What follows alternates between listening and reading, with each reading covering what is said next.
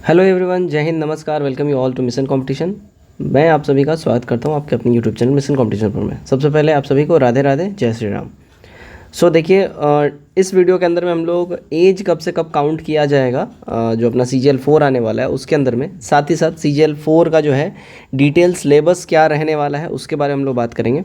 Notification कब तक आ सकता है, फ़ीस कितना लगना है, एज जो है ऑब्वियसली कट ऑफ एज क्या रहेगा, मिनिमम मैक्सिमम क्या रहेगा, सब कुछ इसमें डिटेल में बेसिकली बात करेंगे। ठीक है, क्योंकि आप लोगों का बार बार एक रिक्वेस्ट आ रहा था, तो आज उस रिक्वेस्ट को मैं फुलफ़िल कर रहा हूँ। आप लोगों का ये बार बार डिटेल में आ रहा था कि सर आप एक बारी डिटेल सिलेबस को शेयर कर लीजिए हमारे साथ। तो इस वीडियो में हम लोग डिटेल सिलेबस पर ही हमारा प्राइमरी फोकस रहेगा, उसके बाद बाकी सारी हम लोग बातें करेंगे। तो चलिए वीडियो स्टार्ट करते हैं। बट बिफोर दैट मैं आपको एक चीज़ बता दूँ। देखिएगा, Bihar SSC inter level, Bihar SSC CGL4 के लिए, बिहार दरोगा के लिए, हमारा सभी के लिए जो है प्रैक्टिस सेट ग्रुप चल रहा है।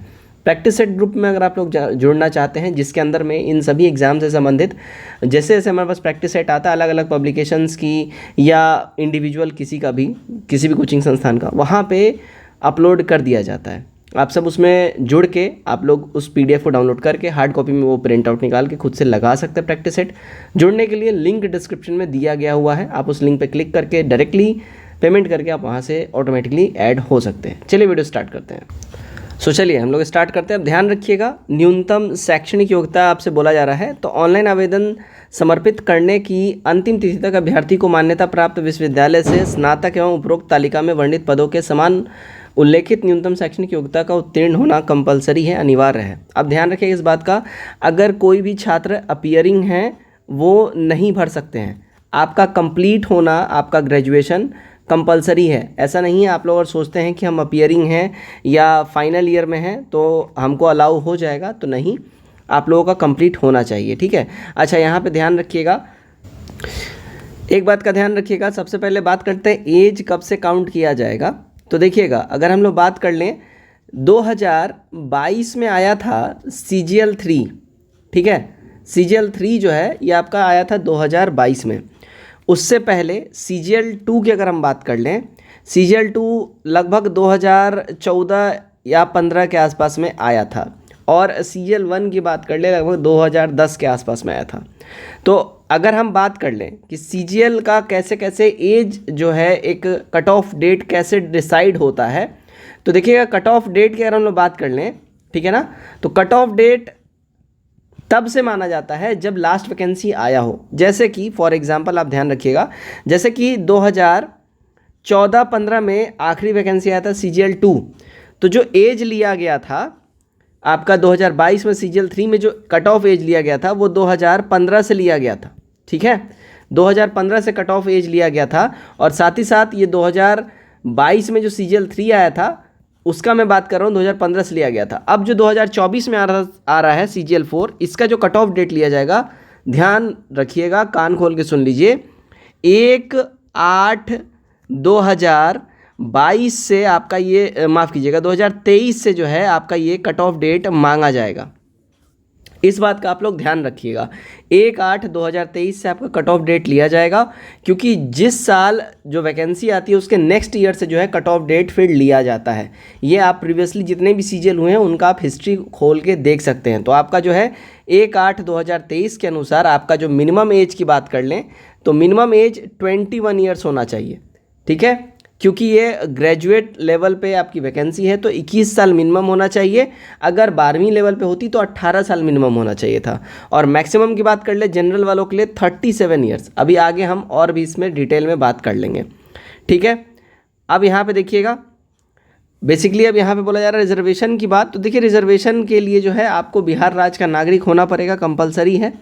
और जो यहाँ पे देखिए, आरक्षण का दावा करने वाली विवाहित महिलाओं का जाति क्रीमी लेयर रहित प्रमाण पत्र उनके पिता के नाम से अगर रहेगा तो ही वो यहाँ पे रिजर्वेशन के लिए क्लेम कर सकती हैं। अगर हस्बैंड के नाम से रहेगा तो नहीं कर पाएंगी। ठीक है, चलिए आगे बढ़ते हैं। और यहाँ पे अब हम लोग जो हैं एक बारी एज की बात करते हैं। देखिएगा, अभी जो मैंने बात किया आपके साथ, देखिए एज का, और ये मैं आपके साथ शेयर कर रहा हूँ। देखिएगा, CGL3 का जो है आपके साथ मैं ये डाटा शेयर कर रहा हूँ।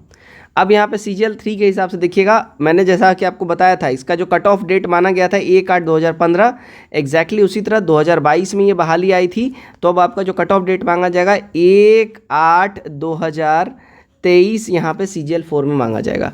अब उसके अनुसार 21 आपकी मिनिमम एज हो जानी चाहिए और मैक्सिमम 37 ईयर्स हो जानी चाहिए पुरुषों की, महिलाओं की 40 साल, पिछड़ा वर्ग अत्यंत पिछड़ा वर्गों के लिए 40 साल, अनुसूचित जाति अनुसूचित जनजाति महिला पुरुष सभी के लिए 42 साल। तो यहाँ पे आपका एज का जो है सारा मामला आई होप अब क्लियर हो गया होगा। चलिए नेक्स्ट देखिएगा, अब आपके साथ हम सिलेबस की बात कर लेते हैं और फ़ी वगैरह की बात कर। देखिए 540 रुपया लगता है और उतना ही लगना चाहिए, इसमें कुछ बदलाव नहीं रहेगा, ठीक है।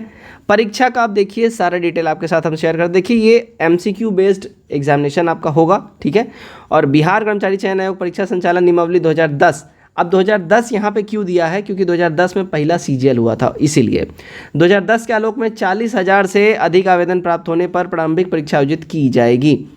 यहाँ समझ गए। तो ऑब्वियसली यहाँ पे तो बहुत ज़्यादा बच्चे भरने वाले हैं फॉर्म, तो ये वाला लाइन तो यहाँ पे ख़त्म हो जाता है। यहाँ पे बेसिकली बोला ये जा रहा है कि अगर 40,000 से कम अगर रिसीव होता है आवेदन तो प्रीलिम्स नहीं होगा, सीधा मेंस होगा।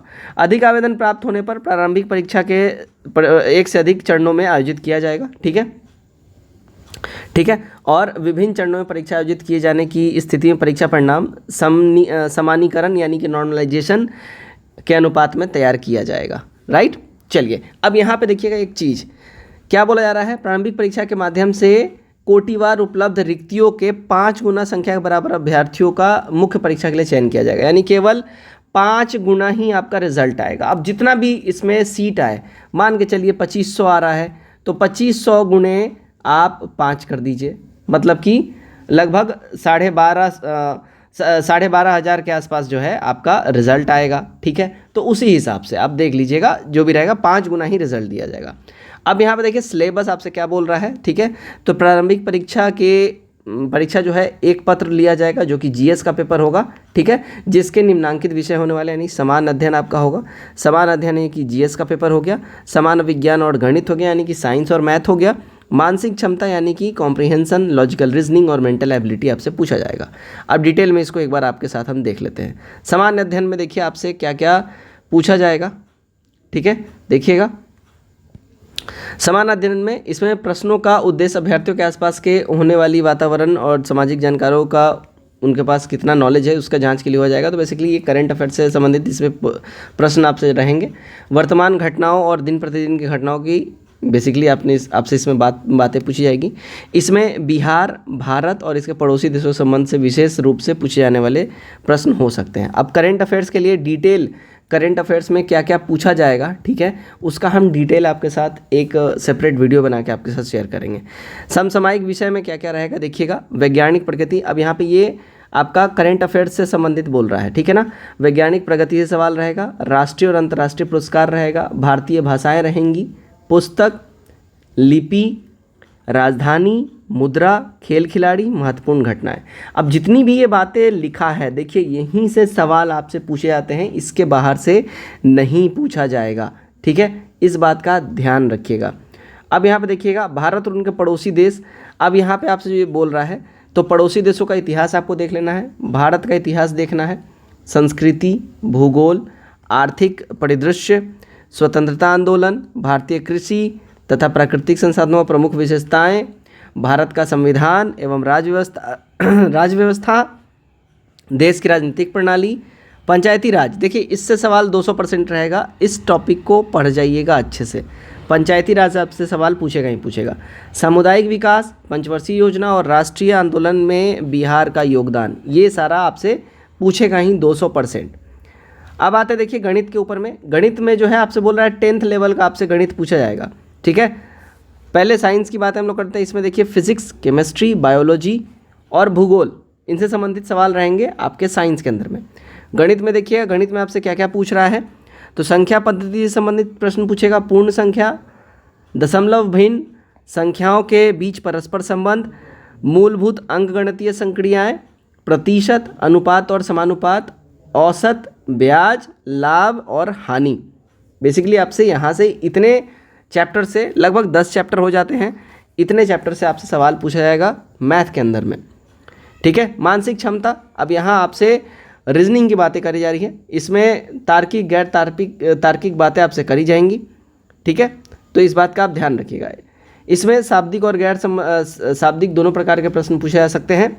इस घटक में निम्न संबंधित यथासंभव प्रश्न पूछे जा सकते हैं: सदृश्य, समानता और भिन्नता, स्थान कल्पना, समस्या समाधान, विश्लेषण, दृश्य स्मृति, विभेद, अवलोकन, संबंध अवधारणा, अंकगणितीय तर्क शक्ति, अंकगणितीय संख्या, श्रृंखला, कूट लेखन और कूट व्याख्या।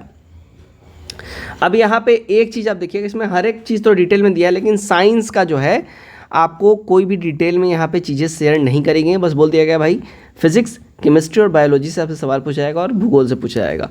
इन साइंस में जो है आपका डिटेल जो सिलेबस है, मतलब कहाँ से क्या क्या आ सकता है, क्योंकि साइंस से आपके 25 सवाल रहेंगे। अब यहाँ पे एक बार हम ब्रेकआउट आपके लिए कर देते हैं। देखिए, कुल 150 नंबर के यहाँ पे जो है आपसे पेपर लिए जाते हैं जीएस का, जिसमें आपको अगर हम बात कर ले जीके जीएस का जो पेपर होता है, यानी इसमें history, polity, geography, current affairs, ये सब कुछ शामिल होता है। इसके 50 प्रश्न पूछे जाते हैं, 50 नंबर का होता है।